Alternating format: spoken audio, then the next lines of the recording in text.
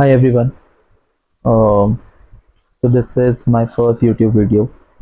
मैंने आज तक अपने एस्पिरेंट जर्नी के बारे में कुछ भी पब्लिकली शेयर नहीं किया, बट समहाउ मुझे करना था. I wanted to do this because मैंने और लोगों को देखा, they are sharing their story और उससे मुझे बहुत कुछ सीखने को मिला. तो आई वॉज लाइक कि मुझे भी अपनी स्टोरी शेयर करनी चाहिए, किसी न किसी को तो वो हेल्प करेगी. तो मैं शुरू से स्टार्ट करता हूँ. थोड़ा सा मैं क्विक इंट्रो दे दूँ अपना. मैं भी आप लोगों की तरह एक एस्पिरेंट हूँ और मैं एक वर्किंग प्रोफेशनल भी हूँ. I am a software developer in a Gurgaon based company. मैं नोएडा में रहता हूँ.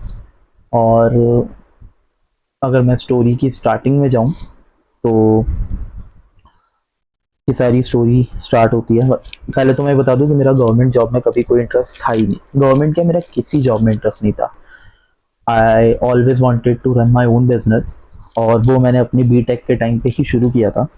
सो I pass my BTech in 2019 from SRM institute of science and technology, जो कि मेन कैंपस चेन्नई में है, बट मैं मोदी नगर कैंपस में था. तो अगर कोई SRM से इसे देख रहा है तो डू लेट मी नो.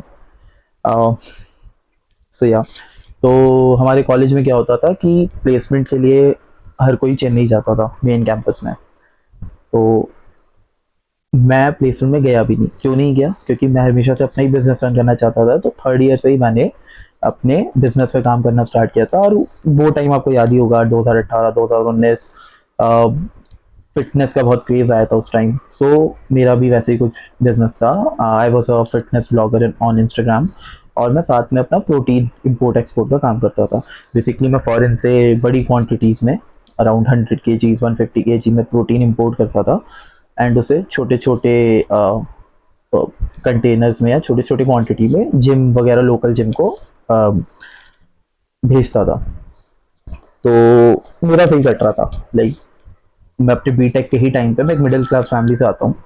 ठीक है, मेरे फादर एक गवर्नमेंट एम्प्लॉय थे, grade B government employ in Delhi government electricity service. Then वो तो ऑब्वियसली बिजनेस को लेकर बहुत ही स्केप्टिकल थे और उन्होंने कभी भी मतलब मेरे मेरे मुंह से भी अगर कुछ निकलता था मैं बिजनेस करना चाहता हूँ, तो उनके एंड से यही सुनने मिलता था कि पागल हो गया है, हम लोग सर्विस क्लास फैमिली से आते हैं, आज तक किसी ने कुछ ऐसा नहीं किया है, just go for any government exam. और वो टिपिकल लाइन होती है ना पेरेंट्स की कि फार्म भर दे. तो वही था.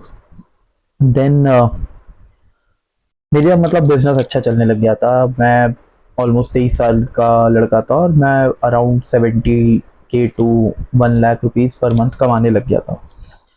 उस चक्कर में मेरे अंदर इतनी एरोगेंस आ गई कि जब 2019 में प्लेसमेंट स्टार्ट हुए एंड मेन कैंपस लोग गए और वहाँ से प्लेसमेंट्स लेकर आए, तो एवरीबडी नोज कि मेरी कोडिंग अच्छी है. मतलब क्लास में आई वॉज, मतलब क्लास में क्या, मतलब मैं इलेक्ट्रॉनिक्स ब्रांच में था, कंप्यूटर साइंस में नहीं था, स्टिल मेरी कोडिंग काफ़ी अच्छी थी. तो जब प्लेसमेंट लेके मेरे क्लासमेट्स आए, तो उन्होंने मुझे कहा कि यार तू प्लेसमेंट में क्यों नहीं गया, तू अच्छा निकाल सकता था. मेरा एरोगेंसी लेवल ये था कि मेरा रिप्लाई क्या था कि भाई तू कितना कमा के आया, मतलब कितने की प्लेसमेंट उठा के आया वहाँ से, तेरी कितने की लग गई, 25,000 की है, 30,000 की, साले तेरे से 3 गुना तो मैं घर बैठे कमाता हूँ है. तो मतलब इस लेवल का एरोगेंस मेरे अंदर था. तो अभी पता चलेगा कि उसका रिजल्ट क्या हुआ, मतलब किस लेवल पे जाके चीज़ें खराब हुई मेरे साथ. तो ये था मेरा बीटेक के टाइम तक. तो 2019 बड़ा सही घटा. देन आता है कोविड 2020. बहुत ही खराब साल बहुत लोगों के लिए. लोगों ने अपने रिलेटिव्स को खोया, अपने फैमिली मेम्बर्स को खोया, मेरे जैसे बहुत सारे लोगों ने अपना बिजनेस खोया. तो लॉकडाउन लगा एंड जिम सारे बंद हुए.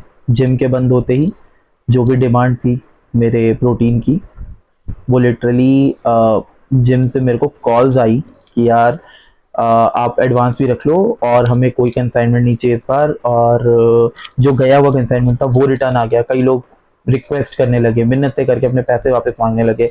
और मेरा और अराउंड 50-75 kg आ रहा है अभी ट्रांजिट में है, जो मैंने इंपोर्ट कर रखा है, जिसके मैं पैसे दे चुका हूँ।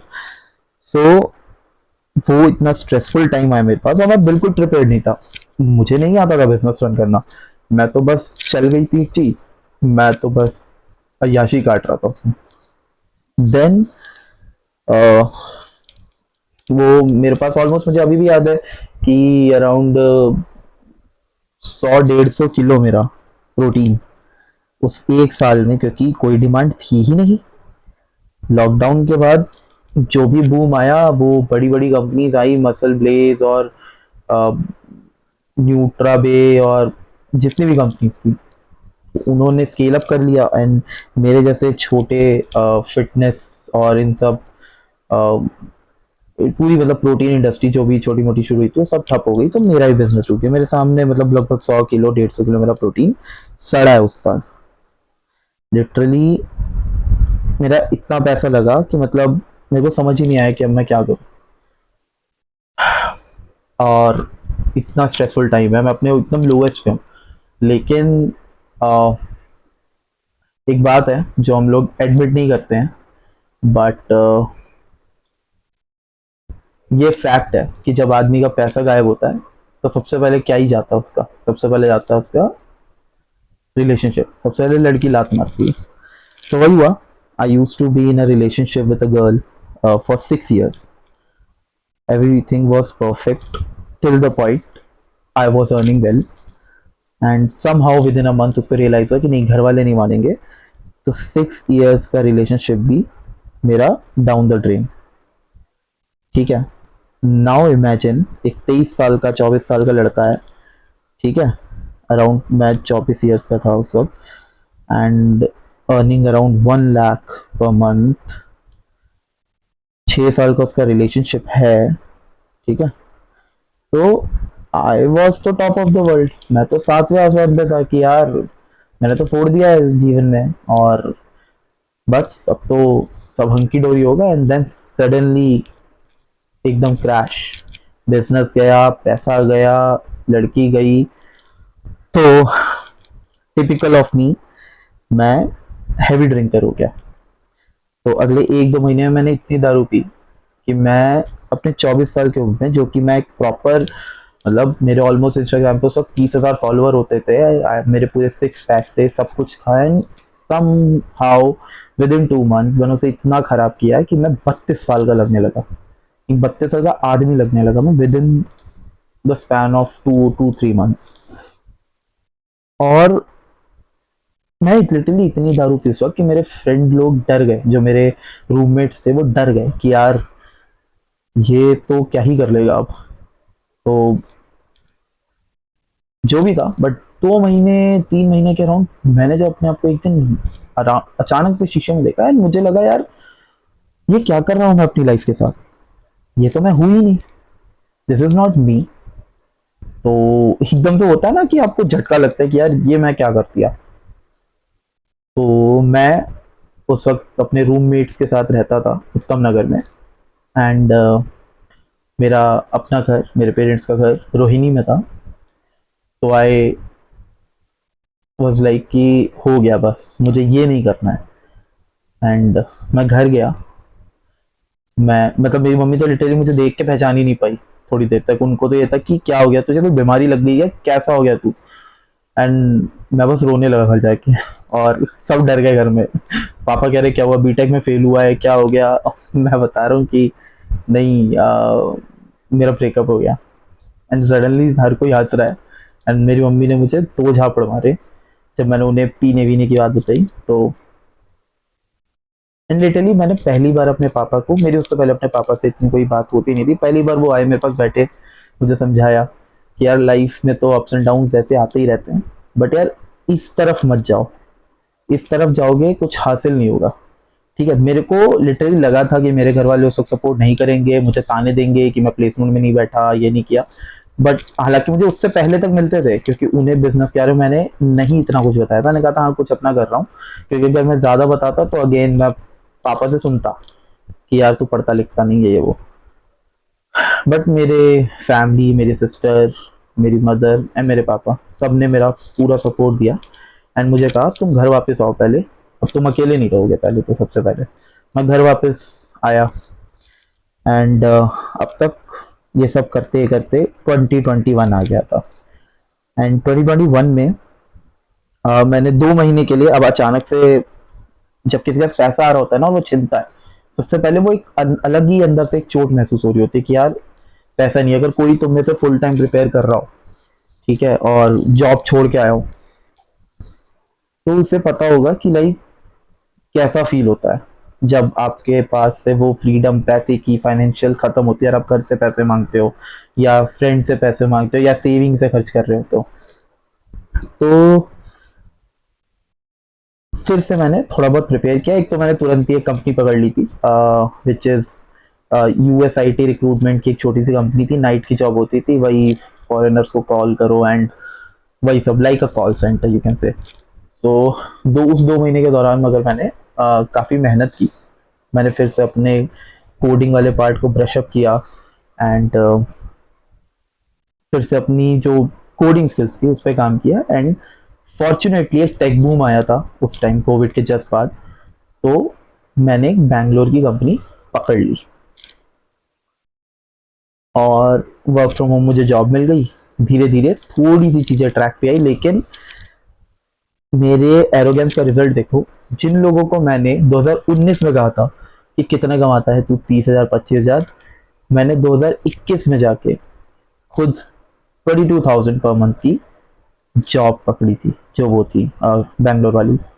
एंड बाय दैट टाइम वही लोग जिनको मैंने बहुत एरोगेंटली ये चीज़ें बोली थी, they are earning around 50 to 60K।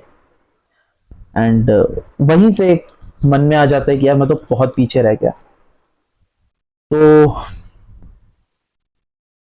But उसके बाद से मैंने अपने फादर में चेंज देखा कि मेरे पापा बहुत मुझे सपोर्ट करने लगे, हर चीज़ समझाने लगे, छोटी छोटी बातों पे ध्यान देना, क्योंकि वो काफ़ी डर गए थे कि यार ये तो नशेड़ी हो जाएगा लड़का। तो वो काफ़ी सपोर्ट करते थे, तब से ही चल रहा था। 2021 सही सही निकल गया, 2022 भी ठीक ठीक निकल गया, ठीक है। एंड बाय द टाइम एक दूसरी लड़की मुझे मिली जो काफ़ी अच्छी थी, करेंटली वो मेरी वाइफ है। सो उसने काफ़ी सपोर्ट किया, उसने भी मुझे बहुत सारी चीज़ समझाई। लेकिन सब कुछ चेंज हुआ 2023 में, मुझे आज भी याद है। आ, मैंने अपने पापा को खो दिया 2023 में। तो हुआ ऐसा था कि उन्हें 2023 जनवरी में स्टार्टिंग में हार्ट अटैक आया और हमने उन्हें एडमिट कराया, सब हुआ, स्टंटिंग हुई, जो सुना होगा ना छल्ले पड़ते हैं हार्ट में, तो वो पड़े, वो डिस्चार्ज होके घर आए। एंड हाँ, तो वो डिस्चार्ज होके घर आए एंड सब लग रहा था कि चलो नॉर्मल हो जाएगा। थोड़ा सा जो मैं फिर से 2021 से 23 तक जो लेट बैक हो गया था कि ठीक है जॉब हो गई है, कभी कभार जिम चला जा रहा हूँ, थोड़ा शरीर को ठीक करने की कोशिश कर रहा हूँ। अभी तक भी मेरा कोई गवर्नमेंट एग्जाम का कुछ नहीं है, लेकिन फादर मेरे जब वापस आए हॉस्पिटल से, उनका बस एक चीज़ कहना था कि यार, पहले भी अक्सर बोल दिया करते थे कि फॉर्म भर दो, फॉर्म भर दो, होता है ना टिपिकल, फॉर्म भर दो, बट मैं भरता ही नहीं था। मेरा तो एक मैंने डायलॉग बना के रखा था, जब भी मेरे पापा बोलते थे कि फार्म भर दे यार, ये निकला है, इसमें निकला है, कहीं से किसी से सुन के आते थे, बताते थे ये वाला निकला है, तो मेरा एक ही डायलॉग होता था, पापा नौकरी करूंगा मैं, है नौकरी का मूल शब्द ही नौकर होता है, मेरे किसी की नौकरगिरी नहीं करनी, मैं तो बिजनेस करूंगा अपना। और वही मेरे अंदर कीड़ा था कि यार मैं तो बिजनेस ही करूंगा, मैंने पहले भी किया है, मैं कर सकता हूँ। लेकिन सब कुछ चेंज हुआ उस समय जब मेरे फादर को हार्ट अटैक हुआ। वो आए, मैं उनके साथ बैठना, अब पहले वो मेरे लिए बैठा करते थे, अब मैं उनके साथ उनके लिए बैठना स्टार्ट किया। तो काफ़ी वो बातें बताते थे, जिसमें से एक चीज़ कांस्टेंट रहती थी कि बेटा पढ़ लो थोड़ा एंड कुछ गवर्नमेंट जॉब टाइप निकाल लो, ताकि स्टेबल हो जाए तुम्हारी ज़िंदगी। अभी तुम बहुत ही अनस्टेबल दिखते हो, तुम जॉब कर ज़रूर रहे हो, लेकिन एक वो जो ग्रोथ होता है ना, जब मैं उनका फेमस डायलॉग, जब मैं तुम्हारी उम्र का था तो मैंने अकेले दिल्ली शहर में आके नौकरी निकाली थी, मैं गराजों में रहा था और लिटरली मेरे फादर ने बहुत कुछ बिल्ड किया एकदम स्क्रैच से। एंड मेरे को लगता था कि यार हाँ चलो देख लूंगा, अच्छा हाँ पापा मैं एक्सप्लोर कर लूंगा, ठीक है मैं देखता हूँ पापा, यही डायलॉग होता था। देन अराउंड 14-15 दिन बाद जब डिस्चार्ज होके आ चुके थे, एक रात को उन्होंने अचानक से मुझे कहा कि मेरा एक दोस्त भी आया हुआ था, who is my best friend. तो हम दोनों को ही काम, दोनों सेम कंपनी में ही थे। तो उन्होंने कहा कि यार तुम दोनों और हम लोग अपनी सैलरियां डिस्कस कर रहे थे कि ठीक है इतने पैसे आ गए हैं, ये वाला फ़ोन ऑनलाइन ऑर्डर कर देंगे, इतने की ईएमआई हो जाएगी, ये हो जाएगी। मेरे फादर अचानक से बोले, सुनो यार तुम लोग इतनी सी सैलरी में इतना क्यों उछल रहे हो, थोड़ा सा पढ़ लिख लो, थोड़ी लाइफ को स्टेबल कर लो, कुछ नहीं होता है इससे, टेम्परेरी है ये सब। थोड़ा सा मुझे हिट हुआ उनकी उस दिन की बात का कि यार मैं क्यों नहीं देख रहा हूँ, अगर मेरे फादर मुझे इतना पुश कर रहे हैं तो एक बार मैं एटलीस्ट पढ़ूँ देखूँ तो सही, क्योंकि कहीं ना कहीं मुझे लगता है कि मेरे अंदर एक डर भी था क्या मुझसे कहाँ होने जाएगा, इतना टफ कंपटीशन है, ये सब है। बट वो बात शायद उस वक्त बस दिमाग में अटकी थी, लेकिन अगली सुबह मेरे फादर एक्सपायर कर गए।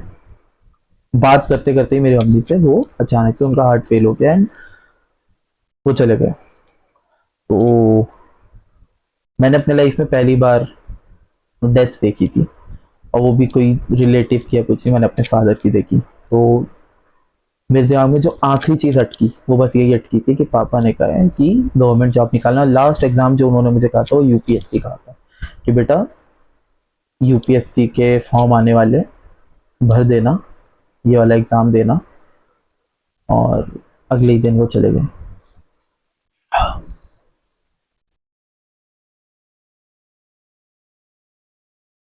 वो दिन मतलब मैं भूल ही नहीं पाता। जो उनकी वो लाइनें थी ना, कुछ कुछ लाइनें थी जैसे तू बहुत लाइफ में कंफर्टेबल हो गया है, बड़ी चीज़ें तो करना चाहता है पर जॉब पे ही सेटल सा हो गया है। क्योंकि मैं बोलता तो था कि मैं बिजनेस करूंगा ये करूंगा, बट मैं करता कुछ नहीं था जब, क्योंकि कहीं ना कहीं मैं हो गया था कंफर्टेबल।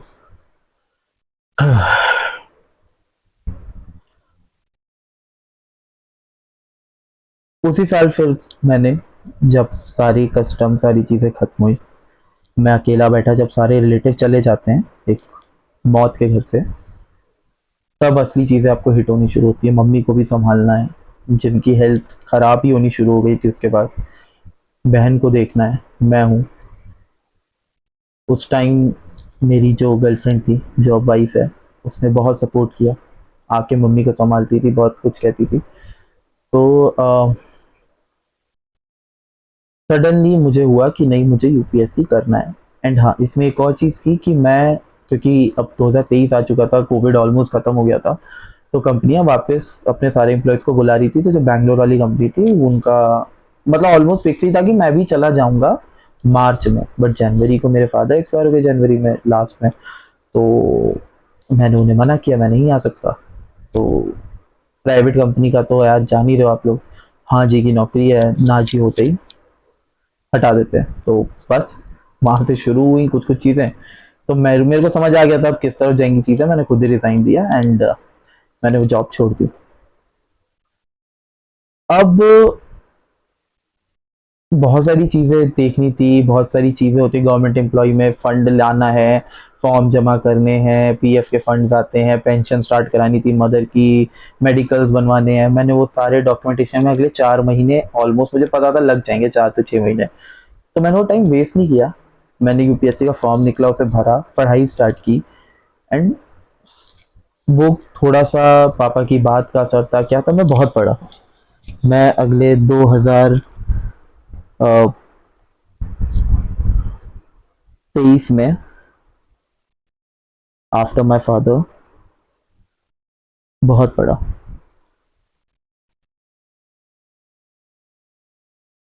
एंड समहाउ उस साल मेरा प्रीलिम्स निकल गया, समहाउ। लेकिन इसी बीच जैसे ही मैंने अपना प्रीलिम्स का एग्ज़ाम दे दिया था, फॉर्चुनेटली मेरी कंपनी में जॉब लग गई थी, इंद्रलोक में, दिल्ली में। तो वहाँ पे मैंने जॉब स्टार्ट कर दिया था।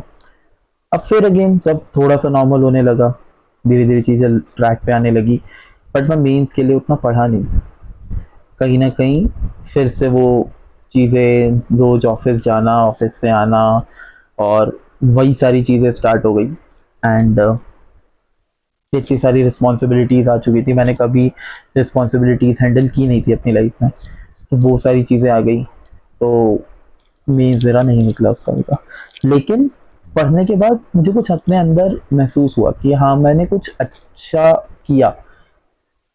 मैंने एक ऐसे एग्जाम को, क्योंकि जब तक आप कोई चीज़ स्टार्ट नहीं करते हो आपको समझ नहीं आता वो कितनी डुएबल है।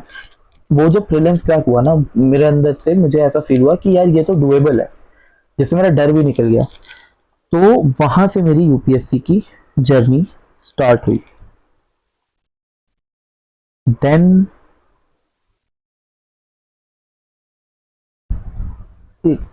हाँ, then after starting my preparation, मैं सुबह जॉब पे जाता था, शाम में पढ़ाई करता था।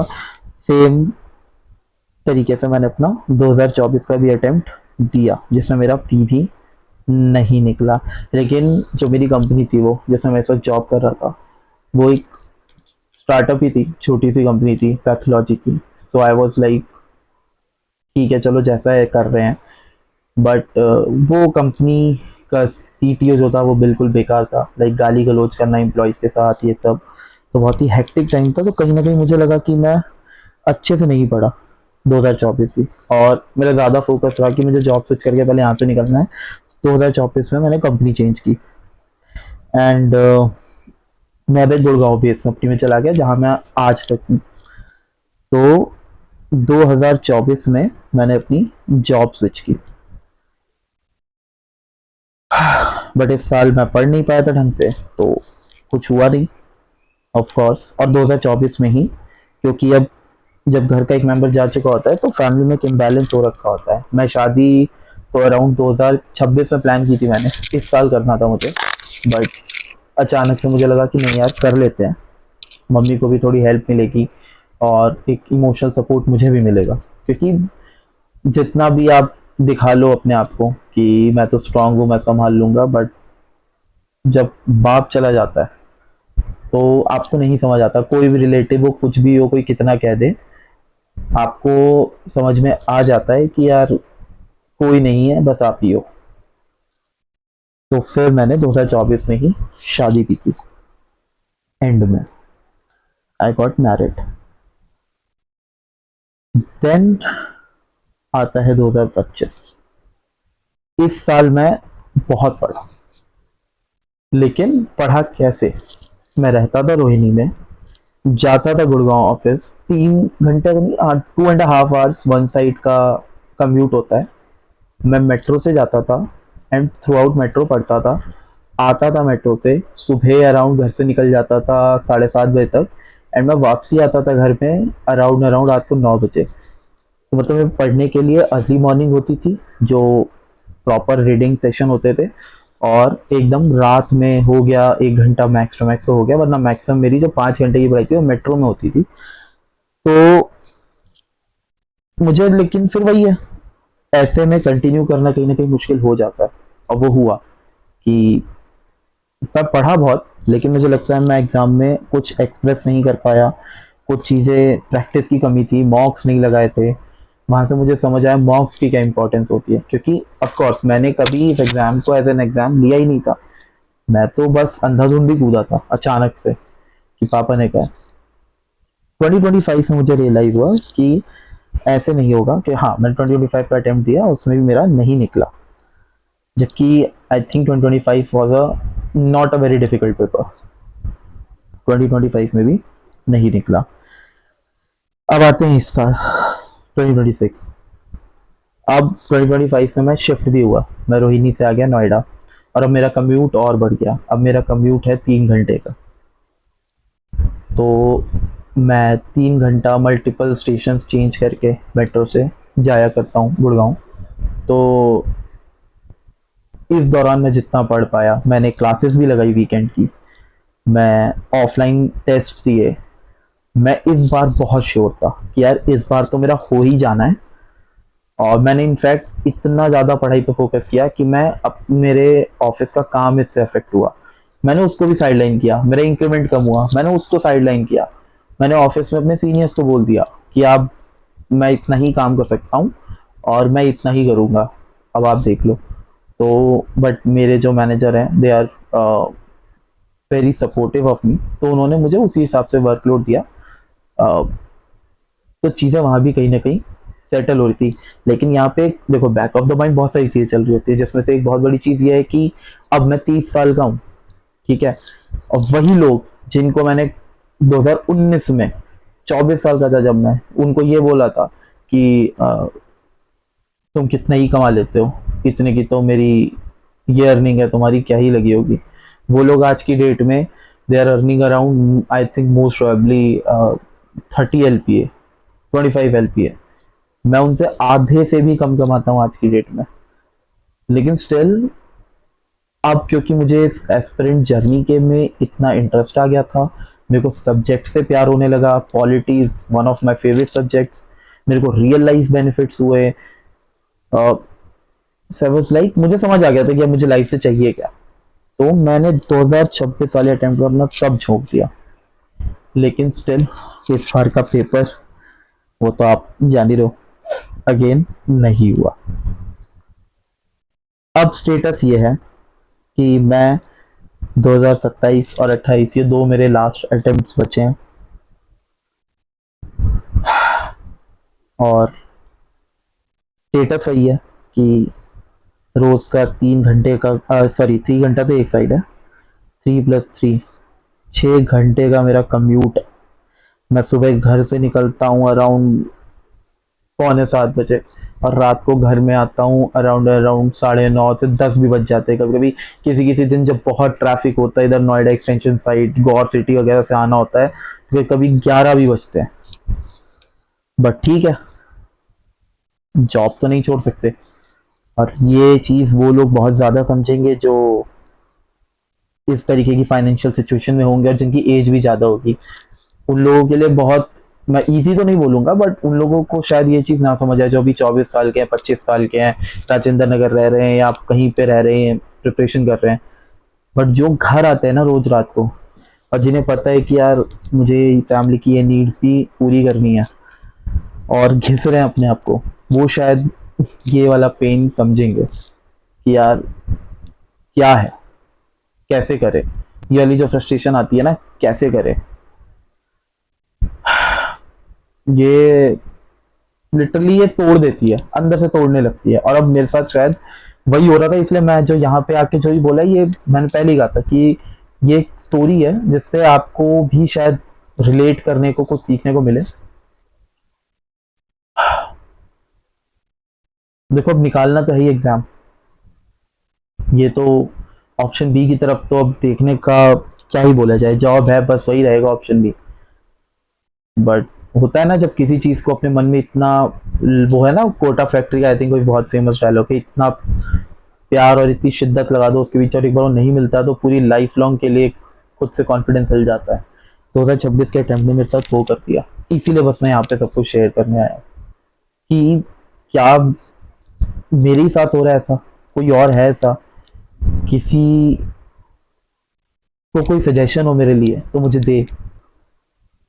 मैं, मेरे को समझ नहीं आ रहा है कि लाइक कोचिंग इंस्टीट्यूट्स के पास जाओ एडमिशन के टाइम, वो तो बोल देते हैं अरे हो जाएगा, हमारा ये रिजल्ट है, ऐसा है, और जब एग्जाम आता है तो उनका वही रहता है कि यार इस बार का तो ऐसा था अटेम्प्ट, क्या करे यूपीएससी ने। अरे यूपीएससी क्या करेगा इसमें, यूपीएससी की मर्जी है, वो कैसा भी एग्जाम दे, तुमने गारंटी ली थी ना हमारी प्रिपरेशन के लिए।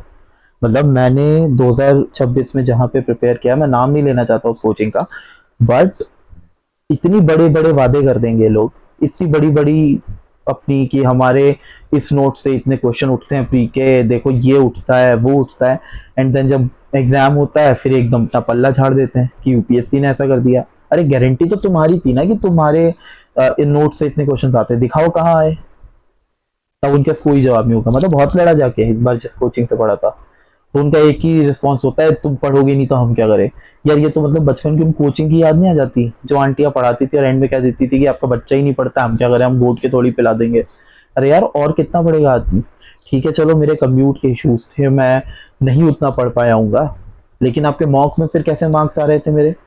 अगर मेरे वहाँ पे through out the year around I think 58 marks हुए थे, 58 मार्क्स में से जो फुल सिलेबस थे वो अराउंड 28 या 28 थे। उन 28 के 28 मार्क्स में से मैं 22 में आपके यहाँ प्रीलिम्स क्लियर कर रहा हूँ, और मेरे प्री में जो है 60 नंबर नहीं बन रहे ढंग से। तो इसमें मिस्टेक कहाँ पे है, मिस्टेक मतलब आपके एंड पे थी, मगर वो उसे ओन करेंगे नहीं। मैं तो ओन करता हूँ कि चलो मेरे एंड से रही होगी मिस्टेक्स, बट ये कोचिंग इंस्टीट्यूट तो जो धंधा बना के रखा है इन्होंने, लिटरली जो धंधा, अगर मतलब अब लिटरली मैं बहुत ही काम रह के ये चीज़ें बता रहा था, बट जब मैं कोचिंग इंस्टीट्यूट्स की वो मुझे चीज़ें याद आती है ना, कि जो ये सुनहरे सपने दिखा के और लास्ट में जो काटते हैं, इन्हें किसी चीज़ से मतलब नहीं है, सब अभी वही शुरू हो जाता है। अभी आपने देखा ही होगा जब इस बार का अटेम्प्ट हुआ, सबने शुरू किया, बड़ी बड़ी videos I, analysis videos I, बड़े बड़े फेमस फेमस सर आए कि अरे इस बार का एग्जाम तो ऐसा था, इस बार का एग्जाम तो वैसा था। अरे कैसा भी था, आपकी जिम्मेदारी थी क्लियर कराना। ये जितने फेमस फेमस सर और गुरु बन के बैठे हैं सब धरे के धरे रह गए, और अभी फिर से वही इन्होंने अपना धंधा स्टार्ट कर दिया। फिर से आपको इनके एड्स दिखेंगे द हिंदू में, आपको एड्स दिखेंगे इंस्टाग्राम पे, आपको यूट्यूब पे आ गए फिर से कि हमारा ये बैच लॉन्च हो रहा है, वो बैच लॉन्च हो रहा है। लिटरली मार्केट बना के रख दिया इन्होंने। मैं क्या बोलूं अब मुझे तो समझ ही नहीं आ रहा है कि मतलब कैसे करूं, मैं क्या करूं, कोचिंग इंस्टीट्यूट करके देख लिया, पढ़ भी रहा हूं, और क्या हो सकता है इसमें। और कोई है वो अगर आप में से ऐसा जो इतना कम्यूट भी करता हो या जॉब के साथ प्रिपेयर कर रहा हो, कैसे मैनेज कर रहे हो मुझे भी बताओ यार, कमेंट करो मुझे, बात करो मुझसे, मुझे भी जानना है। एंड अगर कोई इसे सॉल्व कर चुका है ना कि सेल्फ प्रिपरेशन कैसे, यानी क्योंकि अब मैंने ये तो सोच लिया यार कोचिंग तो वेस्ट ऑफ मनी है, कुछ नहीं होता उससे। अगर आप में से कोई भी ऐसा इंसान है ना जो भी सोच रहा है कोचिंग लेने की, मत लेना, या लेना भी ना तो टेलीग्राम वेलीग्राम पे जो 2000 या 3000 लेके जो ग्रुप्स नहीं ऐड कर देते जिसमें आपको फ्री मटेरियल मिलता है, बस वो ले लो। ये लाख लाख रुपए की कोचिंग में जाने की कोई जरूरत नहीं है, they are just overpriced. ठीक है, और मतलब आप खुद सोचो ना, वो क्या देते हैं आपको, लेक्चर देते हैं फ्री में मिल जाएगा, आपको मटेरियल देते हैं फ्री में मिल जाएगा, और जब से एआई वगैरह आ गया है, ठीक है, मैं तो सॉफ्टवेयर डेवलपर हूँ, मुझे तो पता है कि क्या चल रहा है, और आपको जरूरत ही नहीं है कोचिंग वालों को पैसे देने की, ये तो इन्होंने धंधा बना के रखा है।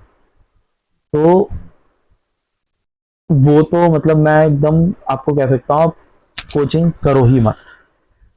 ठीक है, और जहां तक बात रही कि अब आगे क्या, तो मैंने यही डिसाइड किया है कि अब मैं अपनी जर्नी इस साल की जो भी होगी, जैसी भी होगी, मैं कंटिन्यूअसली पोस्ट करूंगा इस चैनल पे, और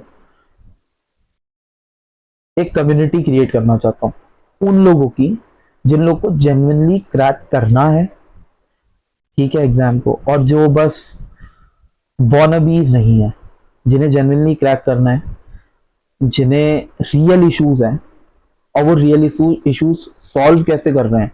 हम ही में से बहुत सारे लोग हैं ना जो क्रैक करते हैं, इस साल भी इतना डिफिकल्ट एग्जाम होने के बावजूद भी है ना लोग जिन्होंने क्रैक किया, है ना वो लोग जो टॉप भी करेंगे इस बार, सिलेक्ट भी होंगे, वो लोग हमारे बीच से निकल के आते हैं।